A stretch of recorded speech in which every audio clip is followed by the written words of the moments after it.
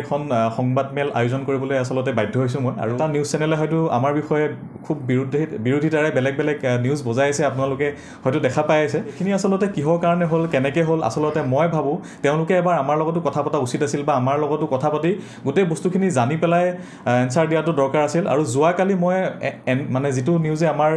news বজাই আছিল তেওঁলোকৰ এজন আহিছিলে আহি পেলাই মোক কৈছিল যে তোমালোকৰ বিষয়ৰ পৰা এটা ক্লিয়াৰেঞ্চ দিয়া আৰু সেইখিনি আমি বজাই পেলাই ৰাইজক দেখাওঁ আৰু সেই বস্তুটো দিয়াৰ পিছত ইণ্টাৰেষ্টিংলি তেওঁলোকে কোনো ধৰণৰ সেইবোৰ বস্তুবোৰ নবজালে মই ধুনীয়াকৈ প্ৰত্যেকটো বস্তু দেখাই দিছিলোঁ বুজাই দিছিলোঁ তাৰপিছতো তেওঁলোকে কিন্তু একমপক্ষভাৱে তেওঁলোকে নিজৰ কামবোৰ কৰি গ'ল এতিয়া যি 4জন ক্লায়েণ্টৰ এনেকুৱা ধৰণৰ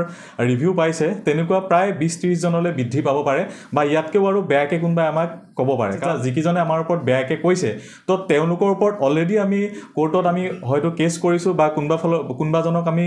কোৰ্টৰ পৰা লিগেল নটিচ পঠাইছোঁ তো সেই বস্তুবোৰ পোৱাৰ পিছতহে তেওঁলোকে এই ধৰণে সংবাদ মাধ্যমৰ কাষ চাপিছে আৰু তেওঁক ছাপোৰ্ট কৰা এটা মানে এছাম এনেকুৱা 2-3টা কনষ্ট্ৰাকশ্যন কোম্পানী আছে লগতে তেওঁলোকক পইচা পাতিৰ পৰা সহায় কৰা এনেকুৱা বহিৰাগত ব্যৱসায়ীসকল আছে যিবিলাকে হাড়ে হিমজুৱে লাগি আছে যে ইয়াক শেষ কৰিব লাগে আজি 4জন ওলাইছে তো প্ৰথম দিনাই মই কৈ দিছিলোঁ যে প্ৰথমজন তন্ময় জ্যোতি নাথ বোলা যিজন আছিলে তেওঁৰ মোৰ পেজত মই শ্বেয়াৰে কৰিছোঁ তেওঁ নিজে মুখেৰে কৈছে যে তেওঁৰ কাম ভাল হৈছে বুলি তেওঁ কৈছে ড্ৰয়িং ভুল আছিল বা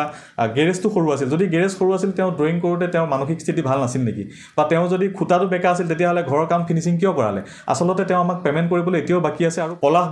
বৰাৰ আমি 14 ফেব্ৰুৱাৰীত আমি তেওঁৰ স্লেবখন কমপ্লিট কৰি দিলোঁ তেওঁ আজি ডেটলৈকে আমাক ইনষ্টলমেণ্ট দিয়া নাই তেওঁ কৈছে যে ফোন ৰিচিভ নকৰে তেওঁ কাম কৰা নাই আৰু তেওঁ পইচা দিলে আমি কাম কৰিম আৰু তেওঁ কিছুমান বেলেগ ফটো দেখাই আছে ছ'চিয়েল মিডিয়াত তেওঁ বৰ্তমান আমি ঘৰখন কি কৰি দিলোঁ সেইখিনি বস্তু দেখুওৱা হোৱা নাই আৰু লগতে এজন আছিলে দীপান্ত লাহন বুলি ৰিচেণ্ট তেওঁ কালি দিছে গতিকে তেওঁৰতো মোৰ তাত বেক ডেটৰ চেক জমা আছে যিটো চেক তেওঁ দি ৰাখিছিল প্লিন কমপ্লিট হোৱাৰ পিছত লগাবলৈ আৰু প্লিন কমপ্লিট হোৱাৰ পিছত কৈছে তাত দাদা লোন হোৱা নাই আপুনি অলপ কৰক এসপ্তাহ কৰক 2 সপ্তাহ কৰক তেনেকৈ আমি মানে টপ লেভেললৈকে বিকুৱাল কৰি দিলোঁ তাৰপিছতো আমাক তেওঁ ছেকেণ্ড ইনষ্টলমেণ্ট নিদিলে আৰু এজন শিৱসাগৰ কোনোবা এজনে দিছিলে তেওঁ আমি প্লিন কমপ্লিট কৰিলোঁ এক্সট্ৰাকৈ তেওঁ পোষ্টখিনি খাৰা কৰি দিব লগা আছিল চ' আমি কোম্পানীৰ ফালৰ পৰা নিদিয়াৰ কাৰণে আমি পইচা ইনভেষ্ট কৰি নিদিয়াৰ কাৰণে তেওঁ এগ্ৰিমেণ্টটো কেঞ্চেল কৰি পেলাই তেওঁ এতিয়া সংবাদ মাধ্যমৰ ওচৰত এই ধৰণে ভিডিঅ' দিছে চ' ইয়াৰ বেক ছাপৰ্টত 3টা আছে এটা হৈ গ'ল সেই মানুহখিনি যি 1000 ঘৰৰ ভিতৰত 20জন এটা হৈ গ'ল সেই কনষ্ট্ৰাকশ্যন কোম্পানীকেইটা যিকেইটা আমি থাকালৈকে তেওঁলোকে কাম কৰিব নোৱাৰে আমি ফ্ৰীত অসমত মানে ড্ৰয়িং দিবলৈ গৈ আছোঁ ফ্ৰীত অসমত আমি যিবোৰ ছাইট চলি আছে তাত নৰ্মেল যদি আপোনাৰ ঘৰখনো বনাই আছে আপোনাৰ তাত ফ্ৰীত আমি মানে ইঞ্জিনিয়াৰ পঠাই পেলাই ভেৰিফাই কৰিবলৈ গৈ আছোঁ কামৰ কোৱালিটি কেনেকুৱা গুণাগুণ কেনেকুৱা সেইবিলাক বস্তু দিব গৈ আছোঁ আৰু 30-40% কম প্ৰাইচত আমি মেটেৰিয়েল বিকাৰ ষ্টাৰ্ট কৰি দিছোঁ চ' সেই 3টা মানে পাৰ্টিয়ে একদম মানে 3টা সংগঠনে পূৰা কপি আছে এতিয়া বিশেষকৈ মানে বহিৰাগত যিসকল বনি আছে তেওঁলোক সাংঘাতিকভাৱে ভয়ত কপি আছে আচলতে যে ইয়াক কেনেকৈ নোহোৱা কৰিব পাৰি আৰু গমেই পাইছে নিৰ্দিষ্ট এটা চেনেলে কি ধৰণে তেওঁলোকে আমাৰ পৰা একো নোহোৱাকৈ নুসুধাকৈ আমাৰ বস্তুবোৰ একো নজনাকৈ তেওঁলোকে আমাক এটা মানে বদনাম আনিছে গতিকে ইয়াৰ ওপৰতো আমি আইনী ব্যৱস্থা ল'ম আচলতে আমি যিবোৰ এগ্ৰিমেণ্ট কৰোঁতে কাম কৰাৰ আগতে ৰুম প্লেনকে আদি কৰি ড্ৰয়িং হওক তেওঁলোকে ড্ৰয়িংটো ছিগনেচাৰ কৰি দিয়ে যে এইটো কাম এপ্ৰুভ দিলোঁ আমি এইটো কাম কৰিব পাৰে ড্ৰয়িংটো এপ্ৰুভ কৰিলে আৰু এগ্ৰিমেণ্টত স্পষ্টভাৱে মেনশ্যন থাকে যদি কাম কিবা ভুল হ'ল কামত কিবা যদি ডিফেক্ট আহে গোটেই ঘৰটো ভাঙি হ'লেও আমি ঠিক কৰাৰ দায়িত্ব আমাৰ কোম্পানীৰ চ'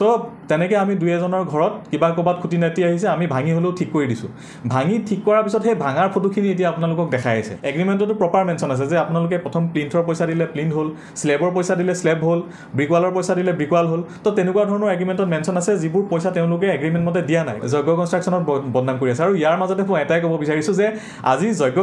মানে প্ৰত্যেকজন অসমীয়াক মই ক'ব বিচাৰি আছোঁ আজি যজ্ঞ কনষ্ট্ৰাকশ্যন বদনাম হোৱা মানে আজি যজ্ঞ কনষ্ট্ৰাকশ্যন ডুবা মানে অকল মই ডুবা নহয় আমাৰ কোম্পানীটো নোহোৱা হোৱা মানে অকল মই ডুবা নোহোৱা হোৱা নহয় আমাৰ লগত